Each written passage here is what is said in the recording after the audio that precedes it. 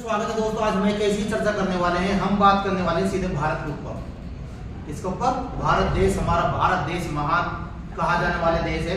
भारत देश को महान कहते हैं। महान, सबसे महान देश कौन सा है?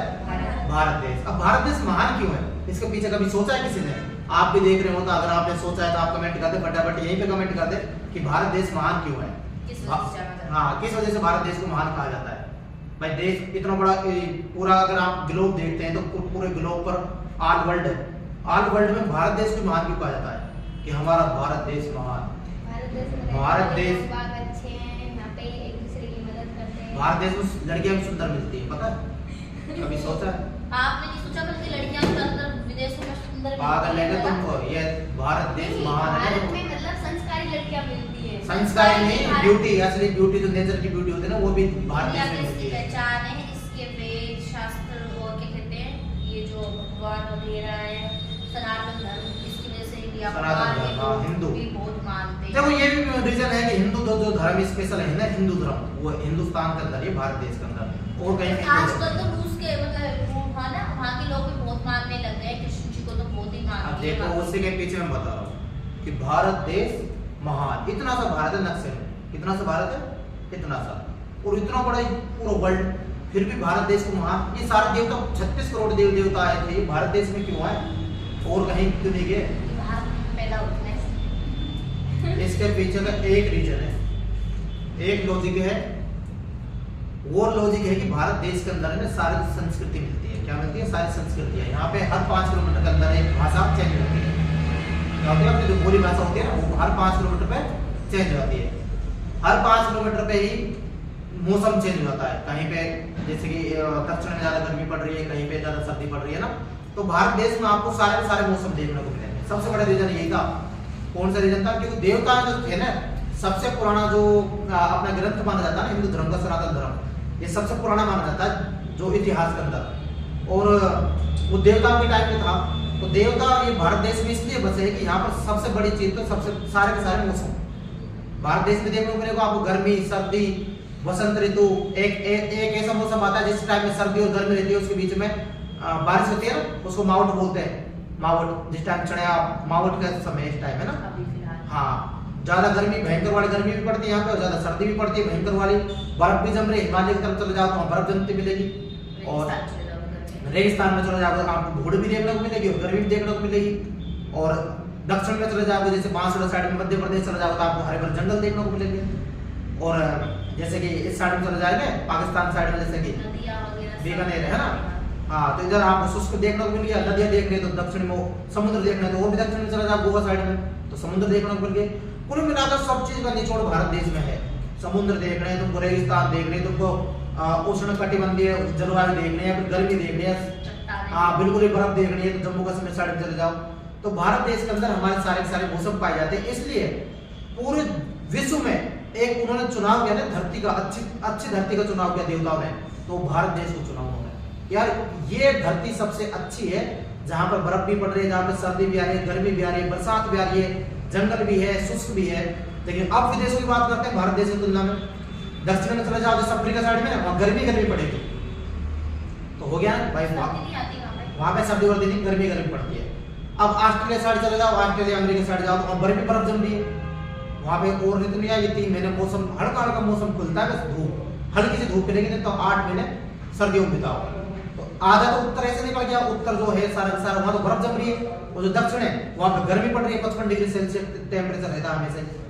तो हो गई ना बेकार धरती, तो वो हो गई देवताओं के लिए बिल्कुल ही बेकार है, तो कचरा धरती है। जो उन्होंने ऐसी धरती का चुनाव किया कि जहां पर सब चीज है। फिर उन्होंने ये भी चीज भी देखी कि यार यहाँ पे तो हर जगह आप दक्षिण में जाओगे तो आदिवासी क्षेत्र मिल रहा है, यहाँ पर जनजाति अलग है, हर 5 किलोमीटर में बोली चेंज हो रही है। कहीं पर प्यार की बोली है, कहीं पर खड़ी बोली है, कहीं पर बांसवाड़ा बोली है, कहीं पे उदयपुरी वाटी बोली है, सीकर में जाओ उदयपुर वाटी है, सीकर झुंझुनू, जयपुर में रहो राजस्थानी बोली है, जय के अंदर काय करो छो है ना, दोसा के अंदर जाओ आऊं छू बोले, दोसा के अंदर है ना।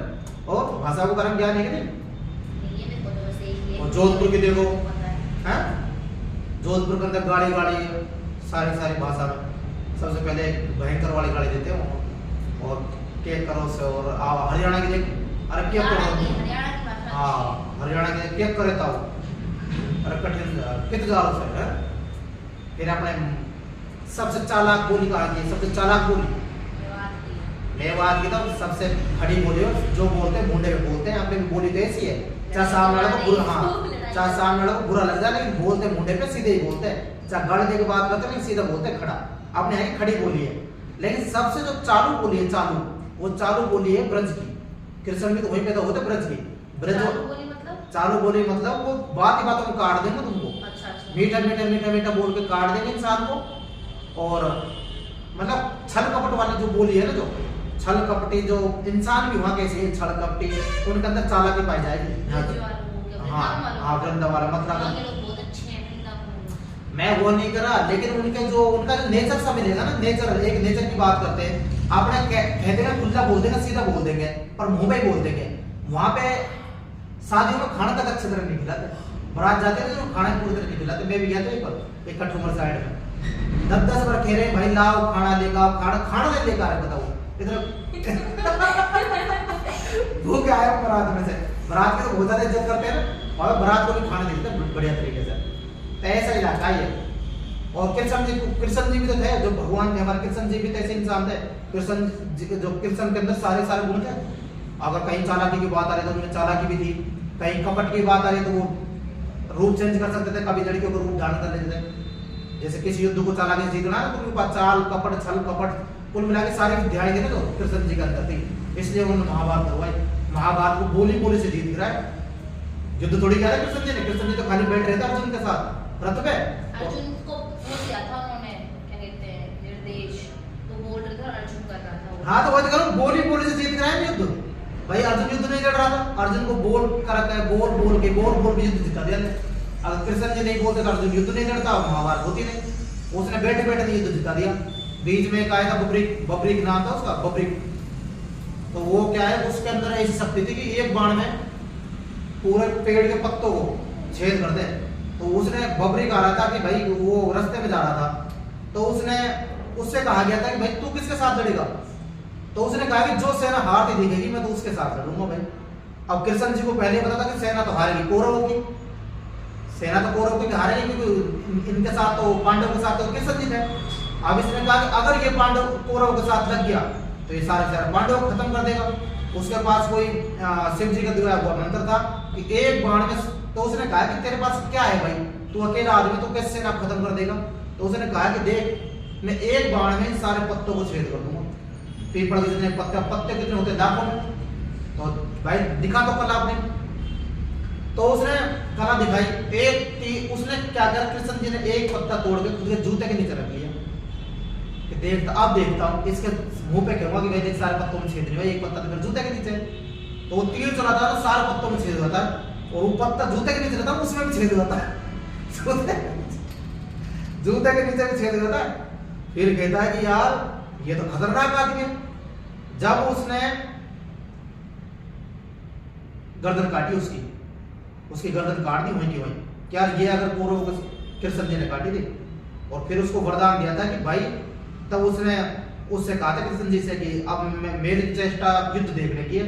तो कृष्ण जी ने उसको वरदान दिया था कि तू भाई ये पूरा युद्ध जब तक चलेगा ना तो कटी गर्दन से हथियार नहीं चला सकता, लेकिन कटी गर्दन से तो पूरा महाभारत युद्ध देखेगा। उसने पूरा महाभारत युद्ध देखा और एंड में पांडवों की जीत हुई। और शायद खाटू श्याम जी ना तो हाँ वो उसी का मैंने भी सुना है कि उनकी नाड़ काटी तो उनको वरदान देना कि तुम देना पूछ जाओगे और तुम हारे का सहारा बनोगे। हाँ तो वही खाटू श्याम जी है। अब पता चला खाटू श्याम जी कौन है।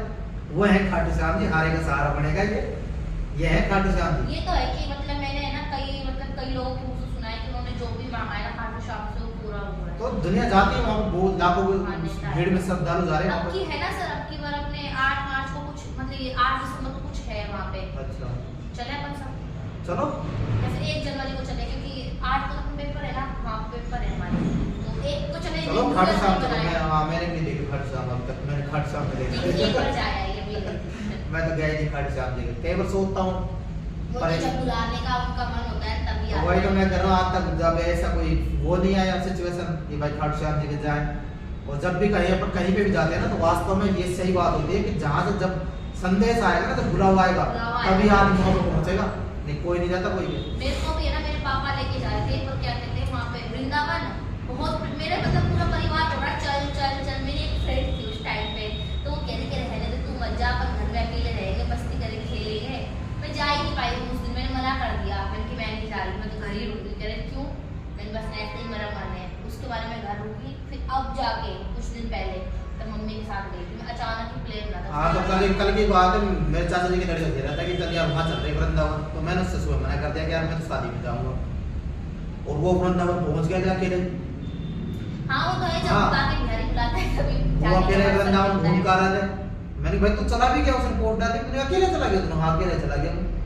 तो कहीं जिसको बुलाता है हाँ, वो ही जा पाता है, चाहे कितना ही कुछ करो। वो ऐसी चीज है।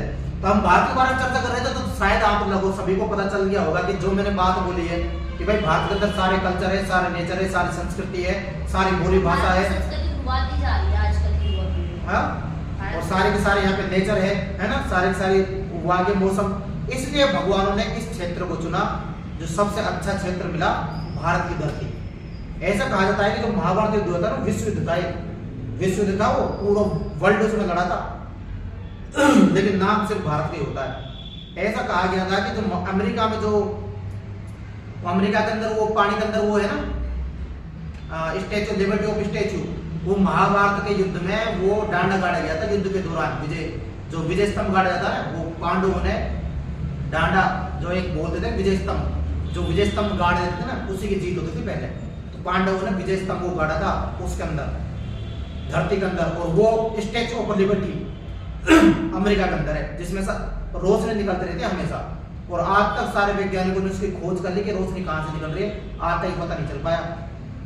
इसके पीछे भी एक बहुत बड़ी स्टोरी है, उसको सुनाएंगे हम नेक्स्ट पार्ट में। लेकिन अभी तक जो हमने चर्चा की, आपको कैसे लगी आप कमेंट में जरूर बताना कि जो हमने लॉजिक रखा भारत के ऊपर, आपको समझ में आया कि नहीं आया। तो सभी भाई कमेंट कर देना, हमारे चैनल को सब्सक्राइब कर देना, ताकि आने वाले समय में आपको इसी जानकारी मिलती रहे। धन्यवाद दोस्तों।